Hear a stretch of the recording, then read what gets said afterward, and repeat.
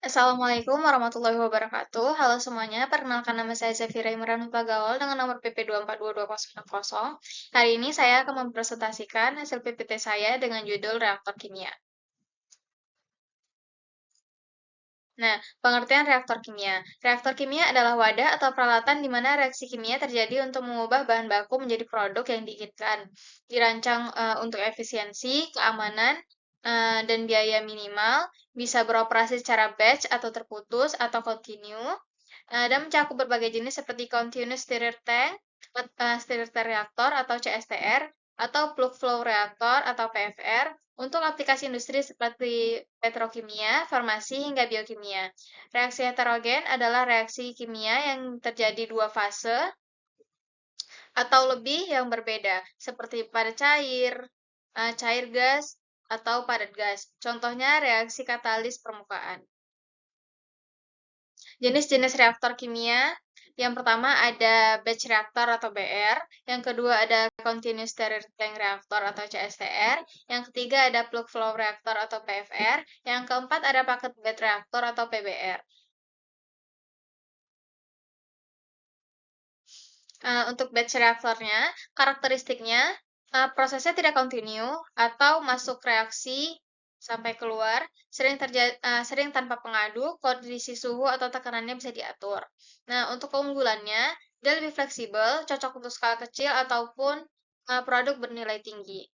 Untuk kelemahannya, waktu siklusnya lama, contoh produksinya itu bisa pada farmasi atau kosmetik. Untuk continuous stirred tank reaktor atau CSTR, karakteristiknya tangki dengan pengaduk komposisi seragam di seluruh reaktor. Untuk kelebihannya, kontrol suhu dan komposisi mudah. Yang kedua, udah dioperasikan dan dipelihara. Yang ketiga, fleksibel untuk reaksi fase cair. Untuk kekurangannya, yang pertama konversi rendah untuk reaksi orde tinggi, yang kedua butuh volume besar untuk konversi tinggi, yang ketiga biaya operasionalnya bisa tinggi. Contohnya itu fermentasi, reaksi polimerisasi emulsi, dan pengolahan air limbah. Untuk plug flow reaktor, karakteristiknya reaktor mengalir dalam aliran plug atau tidak ada pencampuran radial, atau sering tubular.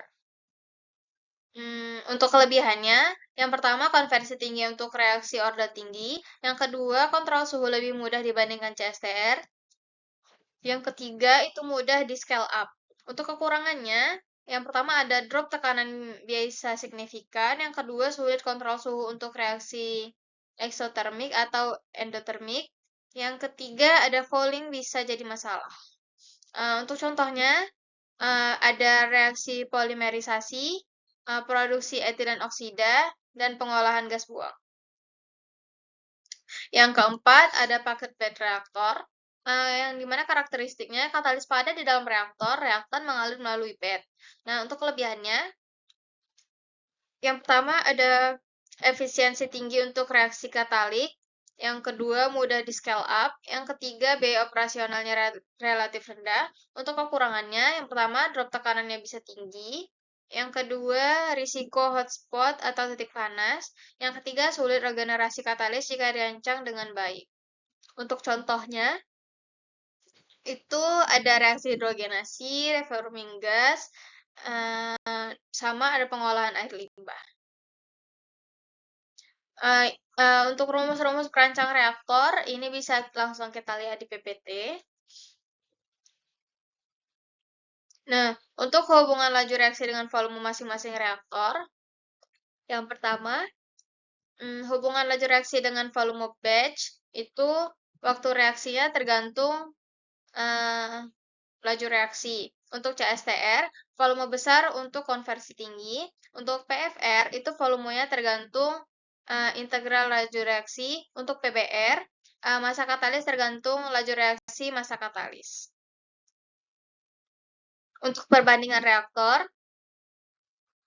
bisa langsung kita lihat di tabel, yang dimana pada batch, konversinya rendah, biayanya murah, operasinya mudah. Nah, kalau untuk CSTR, konversinya sedang, Biayanya sedang, operasinya stabil. Kalau untuk PFR, konversinya tinggi, biayanya mahal, operasinya sulit.